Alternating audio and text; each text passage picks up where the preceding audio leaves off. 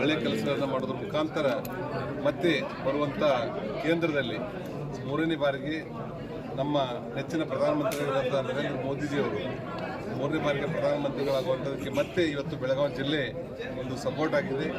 ಅದ್ರ ಜೊತೆಗೇ ಪ್ರಭು ಶ್ರೀರಾಮಚಂದ್ರ ಇವತ್ತು ನಮಗೆಲ್ಲರಿಗೂ ಪಕ್ಷದ ಮೇಲೆ ಮತ್ತೆಲ್ಲರ ಮೇಲೆ ಒಂದು ಆಶೀರ್ವಾದ ಮಾಡಿದ್ದಾರೆ.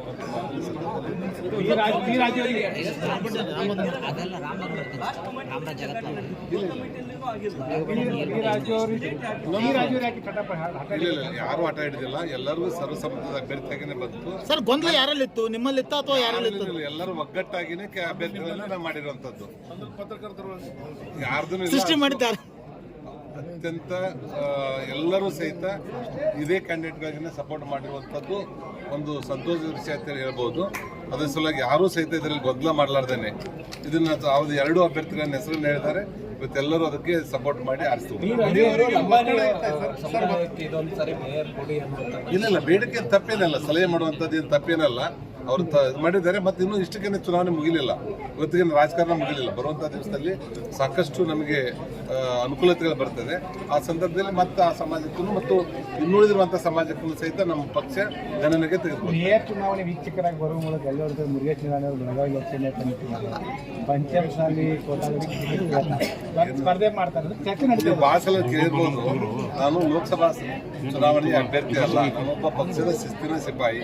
ಅವ್ರೇನು ನನಗೆ ಜವಾಬ್ದಾರಿಯನ್ನು ಕೊಡ್ತಾರೆ, ಆ ಜವಾಬ್ದಾರಿಯನ್ನ ನಿಭಾಯಿಸುವಂಥದ್ದು ಅಷ್ಟೇ ನನ್ನ ಕೆಲಸ. ಇವತ್ತು ನನಗಿಲ್ಲಿ ನಾನು ವೀಕ್ಷಕರಾಗಿ ಬರೋದಿತ್ತಂದ್ರೆ, ನಾನು ನಿನ್ನೆ ವಿಜಯವಾಡದಲ್ಲಿದ್ದೆ. ವಿಜಯವಾಡದಲ್ಲಿ ನಾನು ಕನೆಕ್ಟೆಡ್ ಫ್ಲೈಟ್ ಬೆಂಗಳೂರಿಂದ 7 ಬರಬೇಕಾಗಿತ್ತು. ಆ ಫ್ಲೈಟ್ ತಪ್ಪಿದ ಮೇಲೆ ರಾತ್ರಿ ನಾನು 1 ಗಂಟೆ ಡೆಲ್ಲಿ ಮುಟ್ಟಿ 6 ಗಂಟೆ ಬೆಳಿಗ್ಗೆ ಫ್ಲೈಟಿಗೆ ಬಂದಿದ್ದೀನಿ. ನಾನು ಮೊದಲೇ ಗೊತ್ತಿತ್ತಂದ್ರೆ ನಾನು ನೇರವಾಗಿ ಇಲ್ಲಿಗೆ ಬರ್ತಿದ್ದೆ. ಹೀಗಾಗಿ ಅದು ನಾವು ವೀಕ್ಷಕರಾಗಿ ಬಂದಿರುವಂಥದ್ದು ಲೋಕಸಭಾ ಸದಸ್ಯರಿಗೆ ಏನು ಸಂಬಂಧ ಇಲ್ಲ. ಪಕ್ಷ ನನಗೆ ಏನು ಜವಾಬ್ದಾರಿ ಕೊಡ್ತದೆ ಅದನ್ನು ನಾನು ನಿಷ್ಠಾವಂತನಾಗಿ ನಾನು ಮಾಡ್ತೀನಿ. ನೋಡಿ, ಯಾರು ಕ್ಯಾಂಡಿಡೇಟ್ ಆಗಬೇಕು, ಯಾರು ಕ್ಯಾಂಡಿಡೇಟ್ ಆಗಬಾರ್ದು ಅನ್ನುವಂಥ ತೀರ್ಮಾನ ಮಾಡಿರುವಂಥದ್ದು ಹೈಕಮಾಂಡು. ಇವತ್ತು ನಮ್ಮ ರಾಜ್ಯ ಅಧ್ಯಕ್ಷರು, ರಾಜ್ಯ ನಾಯಕರು ಎಲ್ಲರೂ ಕೂಡ ಏನು ಶಿಫಾರಸುಗಳನ್ನು ಮಾಡ್ತಾರೆ, ಅದರ ಪ್ರಕಾರ ರಾಷ್ಟ್ರೀಯ ನಾಯಕರು ಅದರ ಬಗ್ಗೆ ಅಳದು ತೂಗಿ ಅಭ್ಯರ್ಥಿಗಳನ್ನು ಮಾಡ್ತಾರೆ.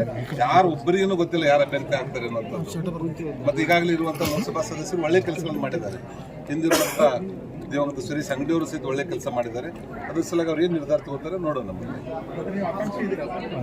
ನಾನು ಯಾವುದಕ್ಕೂ ಆಕಾಂಕ್ಷೆ ಇಲ್ಲ. ಪಕ್ಷ ಏನು ಜವಾಬ್ದಾರಿ ಕೊಡ್ತಾರೆ ಅದನ್ನು ಮಾಡೋದು ಅಷ್ಟೇ ನನ್ನ ಕೆಲಸ.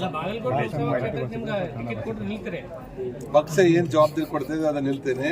ಒಂದು ವೇಳೆ ನನಗೆ MLA ಟಿಕೆಟ್ ಕೊಡಲಿಲ್ಲ ಅಂತ ನಾನು ಪ್ರಾಮಾಣಿಕವಾಗಿ ಭಾರತೀಯ ಜನತಾ ಪಾರ್ಟಿ ಕೆಲಸ ಮಾಡ್ತೀನಿ. ಪಕ್ಷದ ಕೆಲಸ ಮಾಡೋದು ಅಷ್ಟೇ ಆಸೆ. ಉಪಮೇಯರ್ ಆಯ್ಕೆ ಆಗಿದೆಯಲ್ಲ, ಇದು ಲೋಕಸಭಾ ಚುನಾವಣೆ ಮೇಲೆ ಯಾವ ನಿಶ್ಚಿತವಾಗಿ ಸಹಿತ ಇವತ್ತು ಮೇಯರ್ ಅನ್ನು ಕೊಟ್ಟಿರುವಂತದ್ದು ಮತ್ತು ಅಲ್ಪ ಸಮಾಜದವ್ರಿಗೂ ಸಹಿತ ಇವತ್ತೆಲ್ಲ ಉಪಮೇಯರ್ ಕೊಟ್ಟಿರುವಂತದ್ದು ಒಂದು ಇದು ಭಾರತೀಯ ಜನತಾ ಪಾರ್ಟಿಗೆ ನಾವು ಹೇಳ್ಬೋದು.